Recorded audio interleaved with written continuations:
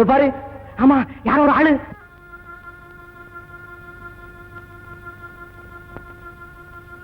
போடு, பெரிய என்ன கூட்டிட்டு வா. சரி என்ன.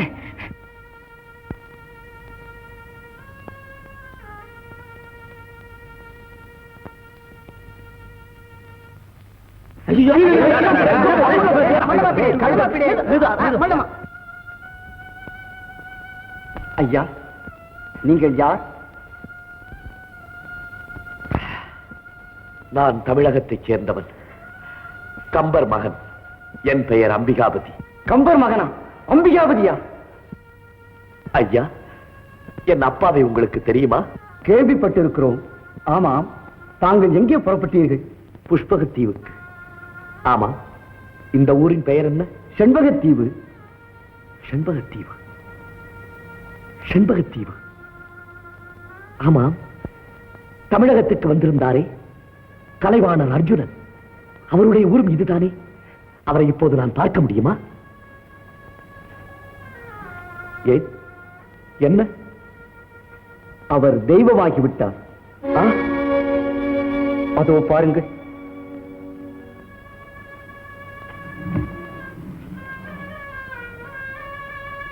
கலைவாணரே,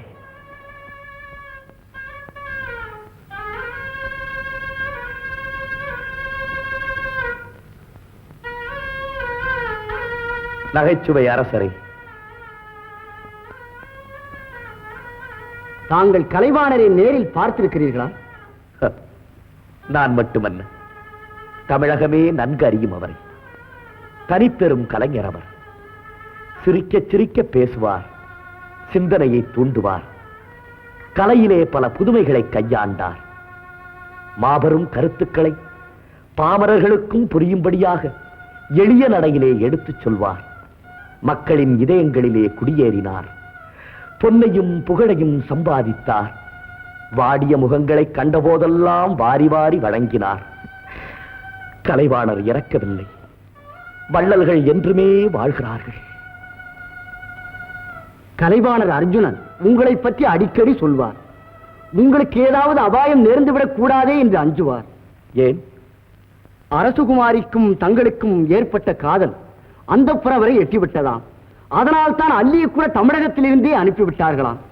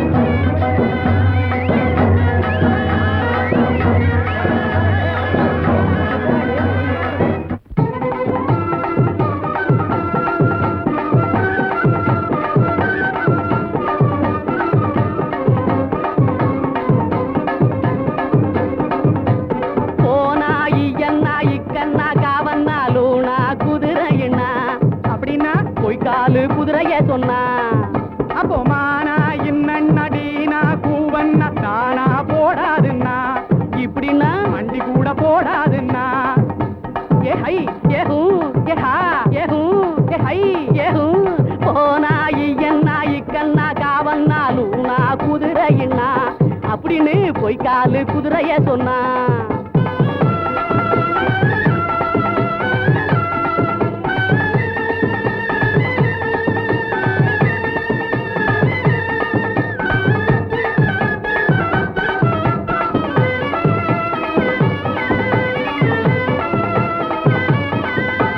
கும்தளக்கா கும் கும் கும் பாட்டு பாடும், இது திம்தளக்கா சயாம்பத்திரி தாளம் போடும். கும்தளக்கா கும் கும் கும் பாட்டு பாடும், இது திம்தளக்கா சயாம்பத்திரி தாளம் போடும். குதிரையத்தான் ஓட்டி பாரு, குருவி ஜோசிய கேட்டு பாரு. குதிரை குதிரையத்தான் ஓட்டி பாரு, குருவி ஜோசிய கேட்டு பாரு. கொள்ளு புல்லு திங்காதுங்க, என் தில்லி மட்டும் குறுக்கு மூல பாயாதுங்க. கொள்ளு புல்லு திங்காதுங்க, என் தில்லி மட்டும் குறுக்கு மூல பாயாதுங்க. அப்போ போனா இப்போ மானா போனா ஐயன்னா இக்கண்ணா காவன்னா லூனா குதிரையண்ணா அப்படின்னு போய் காலு குதிரைய சொன்னா.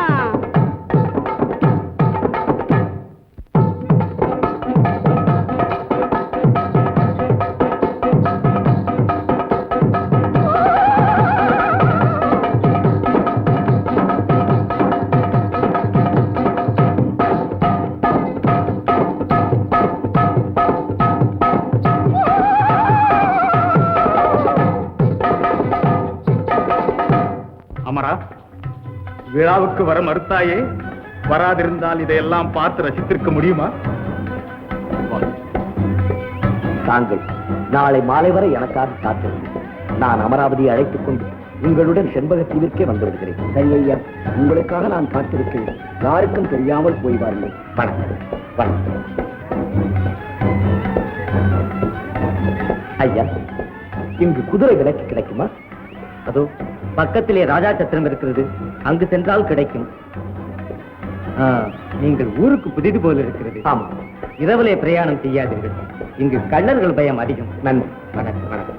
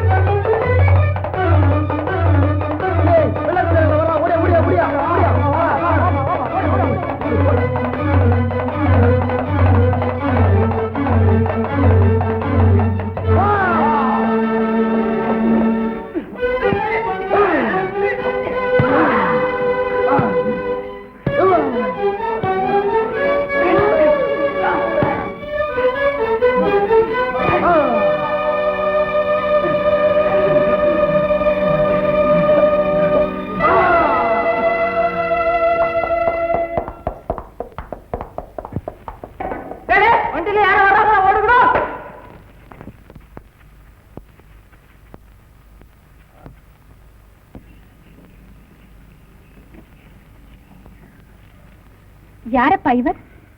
யாரோ பாவம், அந்நிய நாட்டு வியாபாரி போல இருக்கிறது. சோழ வளநாடு சோறுடைத்து என்பார்கள், ஆனால் இங்கே வழிப்பறி நடந்திருக்கிறது. இருக்கட்டும், இவரை கொண்டு போய் ராஜா சத்திரத்தில் விட்டு போகலாமா?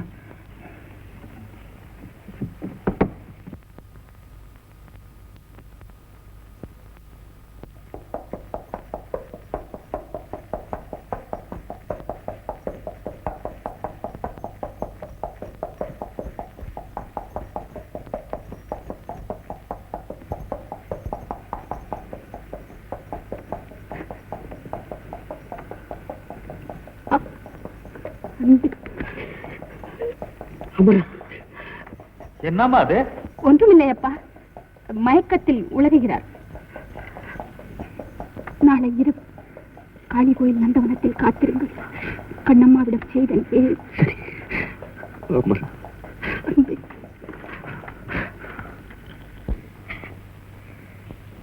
ஐயோ அத்தா, உங்கள் அழகு திருமேனியில் அயலாறு கண்பட்டாலும் ஆகாதே.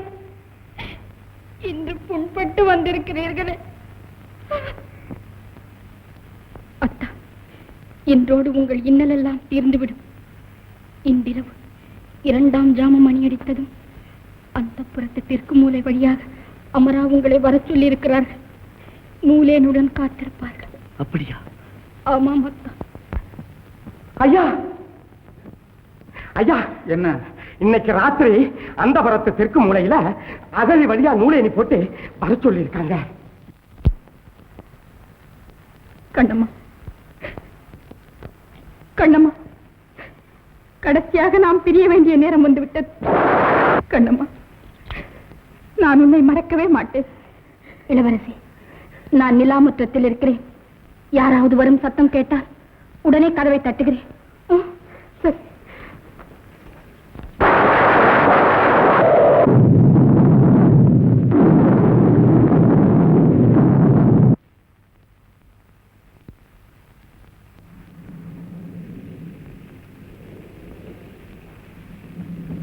அன்பே அமரா அமரா அன்பே அமரா அமரா அமரா அமரா அமரா அன்பே அமரா அன்பே இனி ஒரு வினாடியும் நாம் இங்கு இருக்கக்கூடாது. எப்படியாவது செண்பகத்தீவிற்கு போய்விடுவோம் வா. ஆம், நானும் அதே முடிவுக்கு வந்து விட்டேன். சரி, யாரும் உன்னை அடையாளம் கண்டுகொள்ள முடியாதபடி உன் உடைகளை மாற்றிக்கொள்.